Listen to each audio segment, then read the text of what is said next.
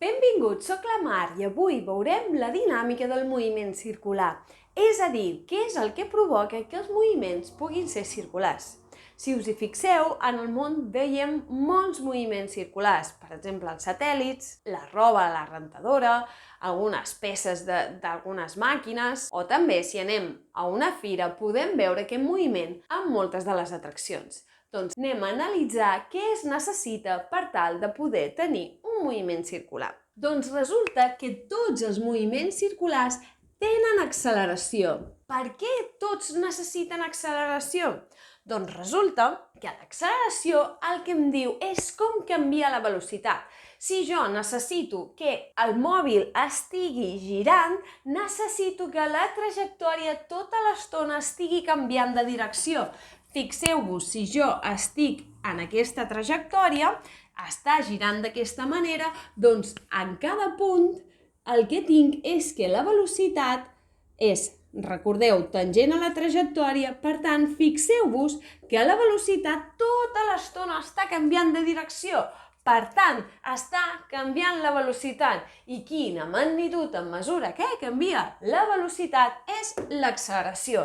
Llavors, sí o sí, en tot moviment circular necessito una acceleració. Ara bé, quin tipus d'acceleració? Fixeu-vos que l'acceleració que em fa canviar de direcció sempre és perpendicular en el moviment.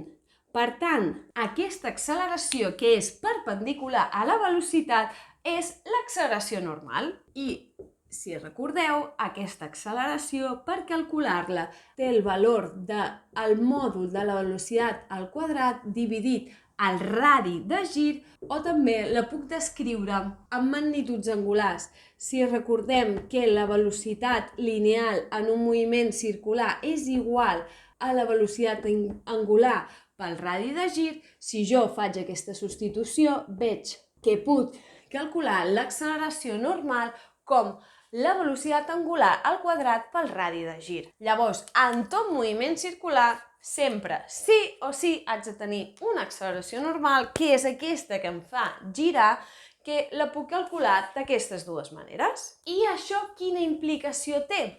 Doncs si tenim en compte la dinàmica i la segona llei de Newton, qualsevol acceleració està relacionada amb una força.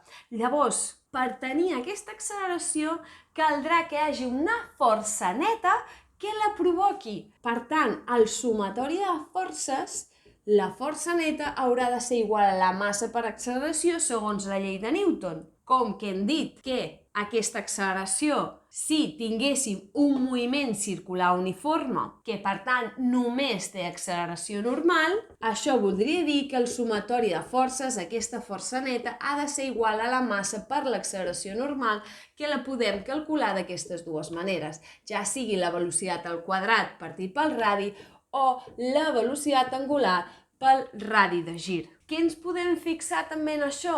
Que la direcció i sentit d'aquesta força ha de ser la mateixa direcció i sentit que l'acceleració normal. Per tant, en cada punt de la corba, com que l'acceleració normal és diferent, també ho serà la força neta que produeixi aquesta acceleració. Llavors, la força que sempre produeix aquesta acceleració és sempre dirigida cap al centre de gir. Algun cop veureu que aquesta força neta li anomenen força centrípeta. A mi no m'agrada massa parlar directament d'un tipus de força centrípeta perquè normalment les forces les associem a una cosa que em fa aquesta força i en si no és una sola cosa que em pugui produir aquesta força, sinó que és que el balanç de forces en donarà aquesta acceleració. Anem a veure alguns dels exemples típics per veure si ens queda una miqueta més clar. Imaginem-nos doncs que tinc un cotxe en un revolt, per exemple, tinc aquest revolt d'aquí i tinc un cotxe que entra cap aquí en aquest revolt. Ens diu que el radi d'aquest revolt és de 100 metres i que el coeficient estàtic de fricció entre els pneumàtics i la calçada és de 0,6. Quina seria la velocitat màxima que pot entrar en el revolt per tal de no marxar disparat de la curva? Doncs el que hem de fer és plantejar un balanç de forces anem a fer el dibuix, jo ara l'he vist des d'alçada, però ara anem a mirar-lo, si el mirem quan es troba, per exemple, en aquesta posició, que veig que la velocitat seria cap aquí, doncs l'estic mirant, recordem, aquesta posició. Llavors, però ara l'estic mirant de front, sí? Els fars em venen cap a nosaltres. Quines forces tinc? Doncs fàcilment recordo que tinc el pes i la normal, que és perpendicular a la carretera. I ara aquí em falta la força de fricció.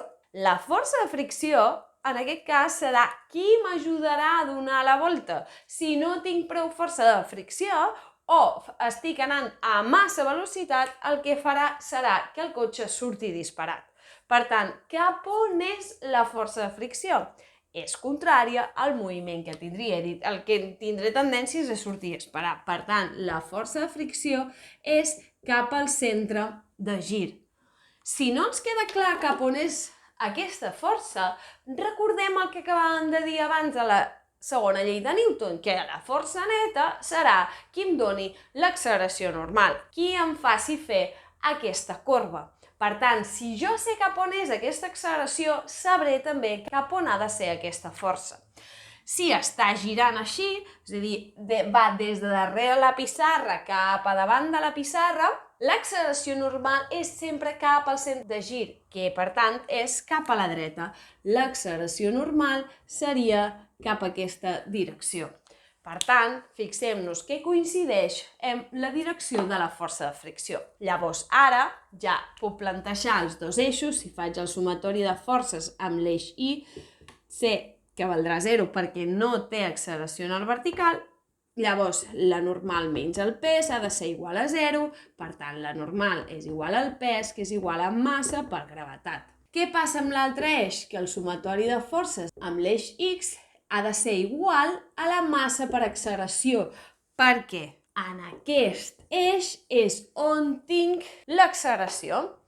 Quina força tinc? Doncs tinc la força de fricció, per tant serà igual a massa per l'acceleració normal. Quan va la força de fricció? Coeficient de fricció per la normal.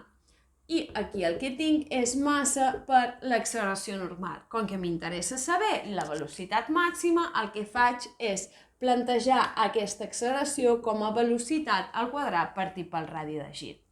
Ara simplement ja només em queda substituir aquesta normal pel que hem aïllat a l'altre eix, que és massa per gravetat, serà igual a massa per velocitat al quadrat partit per R. Fixeu-vos, doncs, que les masses no estan implicades en aquest balanç. Només depèn aquesta velocitat del coeficient de fricció i del radi de gir. Si ho aïllo, veiem que la velocitat és igual a l'arrel quadrada del coeficient de fricció per la gravetat pel radi de gir. Com més gran sigui la curva, amb més velocitat li puc agafar. Com més fricció hi hagi entre les rodes i el terra, també amb més velocitat podré anar. Aquí, si substituïu el valor del coeficient de fricció estàtic per la gravetat pel radi de gir, dona un valor de 24,2 metres per segon. D'aquesta manera, sé la velocitat màxima en què puc prendre aquest revolt per tal de que jo no me marxi, per tal de que la força de fricció sigui la que provoqui aquesta acceleració de canvi de direcció de la velocitat. Molt bé, anem a plantejar ara pràcticament el mateix, però ara el que faig és que el revolt té pendent i que el que tinc és un coeficient de fricció 0.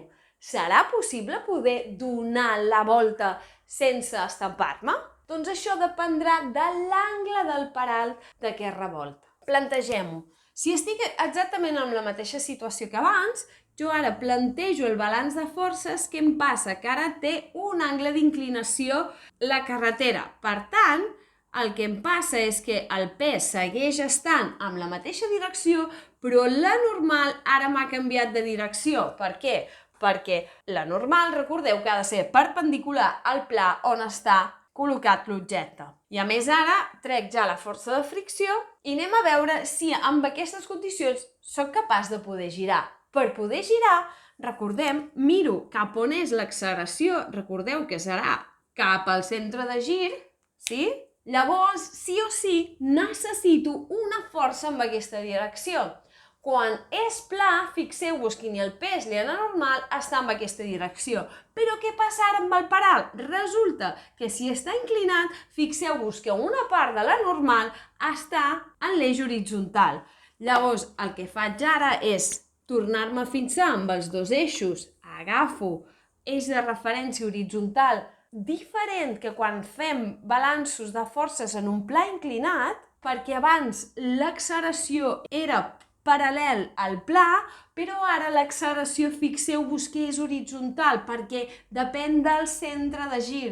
No gira mirant aquí al terra, sinó en el centre de gir, el centre de la curva. Per això ara no m'interessa inclinar els eixos i segueixo utilitzant horitzontal i vertical com hem fet tota la vida.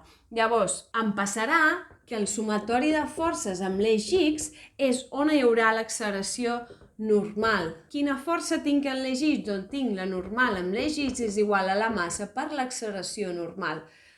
Per tant, aquí no em cal la fricció per poder girar, cosa que sí o sí em passa si estic en el pla. Per definir la normal, anem en compte per veure que l'angle alfa és aquest d'aquí, perquè aquesta és perpendicular a aquesta i aquesta és perpendicular a l'altra, per tant, rectes perpendiculars el que fan és crear-me un angle igual. Llavors, la n en l'horitzontal és el valor de la n pel sinus d'alfa, igual a la massa per velocitat al quadrat partit al radi de gir. Ara ens falta la n per poder calcular aquest angle que ens demanaven. Per això hauré de plantejar el balanç de forces en l'eix Y, que aquest valdrà 0, perquè amb l'eix vertical no hi ha acceleració. Quines forces tinc? Doncs tinc la normal en Y menys el pes és igual a 0. Aquesta vertical menys el pes no em produeix cap acceleració. La component vertical de la normal serà la normal, ara en aquest cas pel cosinus de l'angle, ha de ser igual al pes. Llavors ja puc aïllar que la normal és igual a massa per gravetat dividit el cosinus de l'angle. Llavors ho puc substituir aquí, partit cosinus d'alfa per sinus d'alfa és igual a la massa per velocitat al quadrat partit per R. Coses que veig, massa i massa, divideixo els dos costats, per tant, se m'eliminen i també puc veure que sinus d'alfa partit cosinus d'alfa és igual a la tangent d'alfa.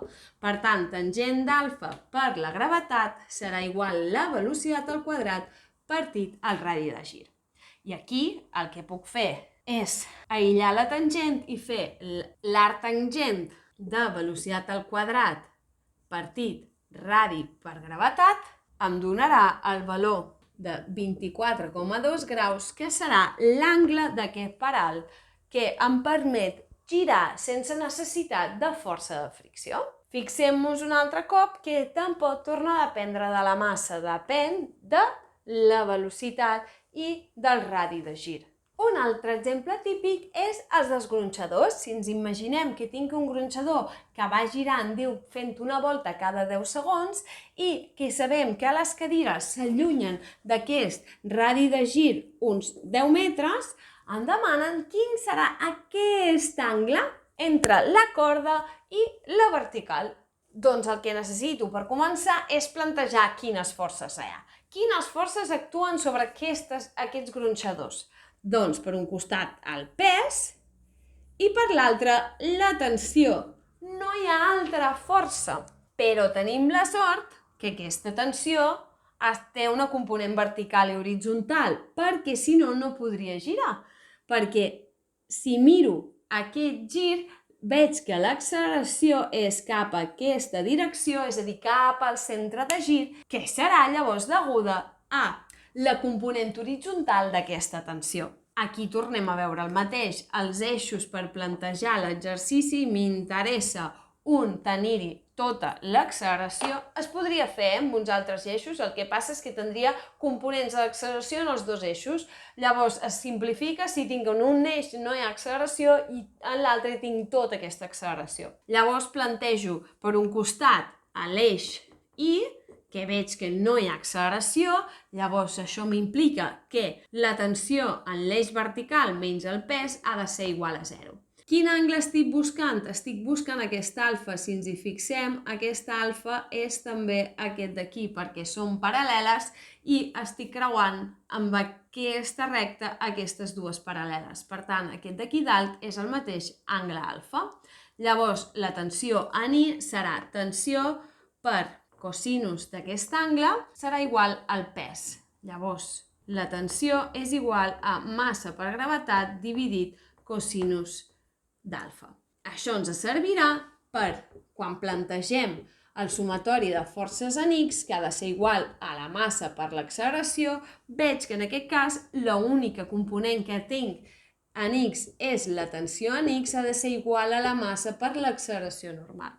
Aquesta tensió en I serà la tensió pel sinus d'alfa, és igual a la massa per, en aquest cas, plantejo velocitat angular per R perquè la informació que em donen d'aquí, fixeu-vos que el que puc trobar és que omega és 2pi partit el període.